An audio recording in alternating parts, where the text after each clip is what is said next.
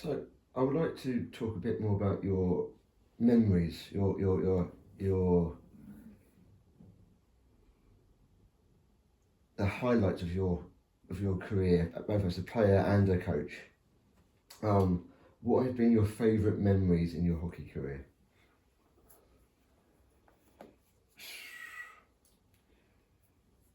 Winning a game against my brother. He, two Aberdeen schools, Gordon's College, Aberdeen Grammar, and he was a year ahead of me, and he was captain of Gordon's College, and we beat Gordon's College. So that was, and then there was. I never had any targets. I just wanted to play. I just wanted to play sport. That was my.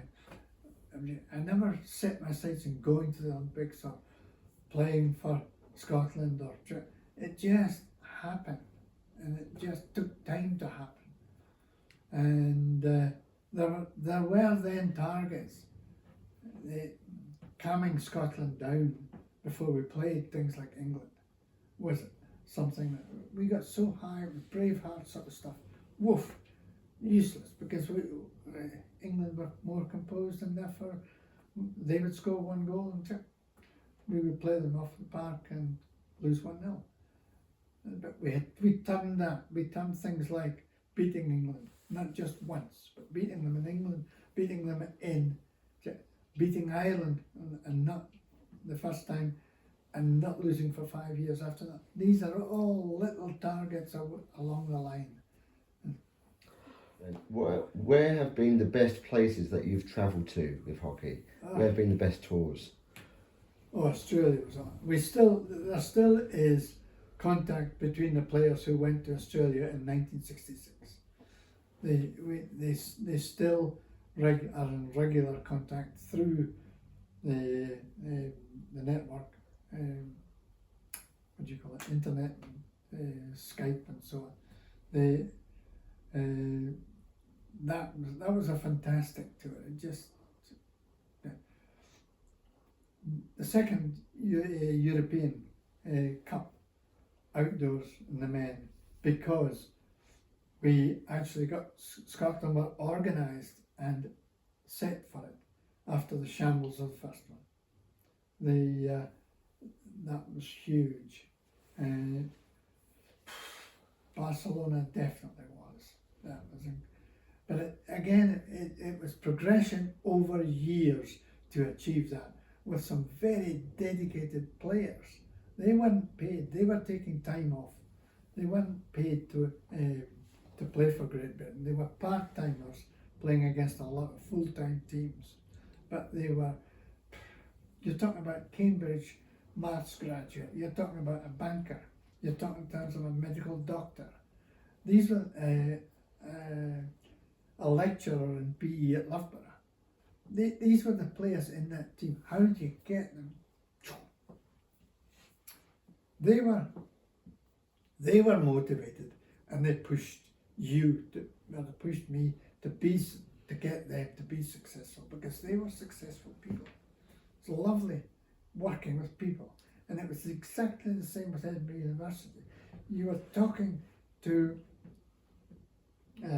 people who were turning out on a Saturday. Their life was never going to be hockey. Their life was never going to be sport, but they were people who could be brought together to perform and improve themselves through university. And just seeing people achieve things more than they expected at a different thing than they're just medic. I'm a medic. I'm going to be a medic, and I'm going to be a big doctor. But yes, but look, you can do hockey as well. You can do hockey, and you can achieve both. You can achieve more than you think you can. Last question. Right. What are the similarities and the differences between hockey in your playing day and now? Oh, everything.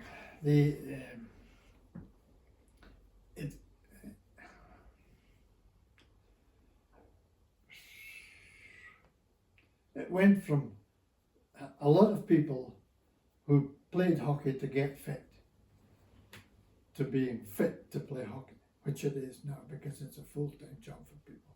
They are paid to do hockey full-time. We paid to play hockey, and things suffer. And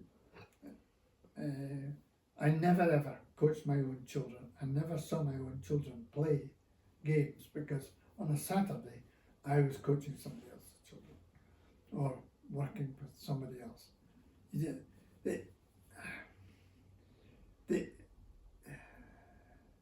It's worldwide now, hockey, whereas going to Australia was just phenomenal.